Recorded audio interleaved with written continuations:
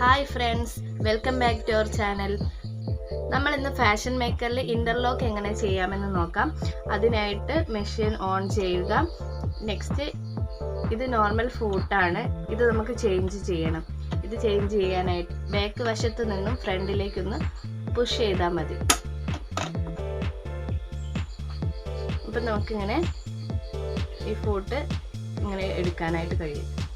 Next നമ്മൾ ചെയ്യേണ്ടത് interlock ചെയ്യുന്ന ഫൂട്ട് ഫിറ്റ് ചെയ്യണം. അതിനായിട്ട് ഇതാണ് ഇൻ്റർലോക്ക് ചെയ്യുന്ന ഫൂട്ട്. ഈ ഫൂട്ട് നമ്മൾ എങ്ങനെയാണ് ഫിറ്റ് ചെയ്യുന്നതെന്ന് നോക്കാം. ഈ ഭാഗം നമ്മൾ ഇവിടെ വെച്ചിട്ട്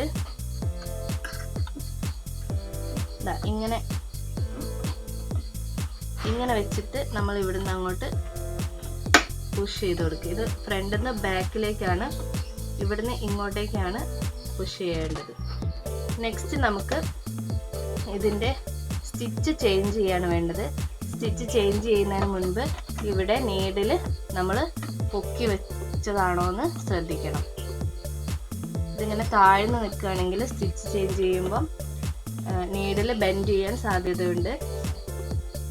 അതുകൊണ്ട് നമ്മളിങ്ങനെ നീഡിലിങ്ങനെ പൊക്കി വെക്കണം.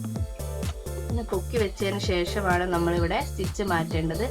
ഇവിടെ സിക്സാഗ് ഷേപ്പിലുള്ള ഇതാണ്, ഈ സ്റ്റിച്ചാണ് നമുക്ക് വേണ്ടത്.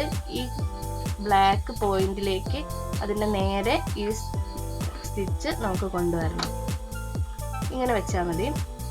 നെക്സ്റ്റ് നമ്മൾ ചെയ്യേണ്ടത്, നമ്മൾ ഏത് ക്ലോത്താണ് നമുക്ക് ലോക്ക് ചെയ്യേണ്ടത് ആ ക്ലോത്ത് എടുത്ത് സ്റ്റിച്ച് ചെയ്താൽ മതി. ഇന്ന് ഞാൻ കാണിക്കുന്നത് ഗൗണിൻ്റെ ലെങ്ത്തിൽ നമ്മൾ ലോക്ക് ചെയ്യുന്നതാണ്.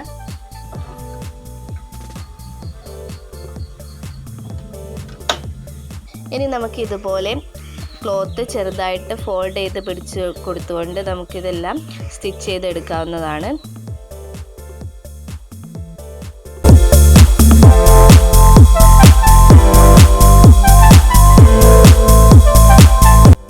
ഇങ്ങനെ ലോക്ക് ചെയ്തെടുക്കുന്ന ഡ്രസ്സിൻ്റെ അടിഭാഗം നല്ല ഭംഗിയിൽ നമുക്ക് കിട്ടും.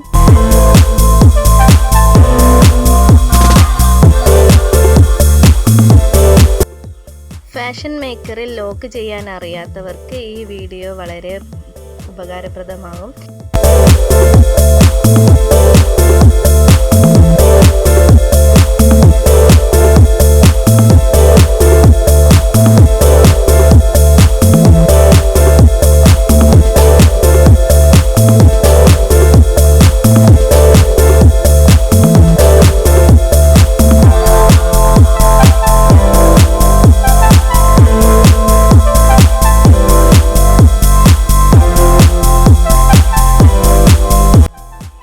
ലോക്ക് ചെയ്തെടുത്ത ഭാഗം ഇങ്ങനെയാണ് നമുക്ക് കിട്ടുന്നത്.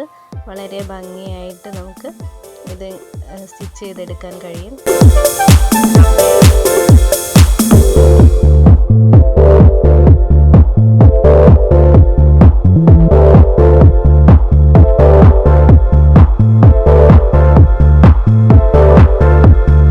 നമുക്കിതിൻ്റെ ഫൈനൽ ലുക്ക് കാണാം. നമ്മൾ സ്റ്റിച്ച് ചെയ്ത് കഴിഞ്ഞതിന് ശേഷം കിട്ടുന്നത് എങ്ങനെയാണ്. ഇതാണ് ഇതിൻ്റെ ഫൈനൽ ലുക്ക് വരുന്നത്. എല്ലാവർക്കും ഈ വീഡിയോ ഇഷ്ടപ്പെട്ടെന്ന് വിചാരിക്കുന്നു. ഇഷ്ടപ്പെട്ടെങ്കിൽ എല്ലാവരും ലൈക്ക് ചെയ്യുക, ഷെയർ ചെയ്യുക, കമൻറ്റ് ചെയ്യുക.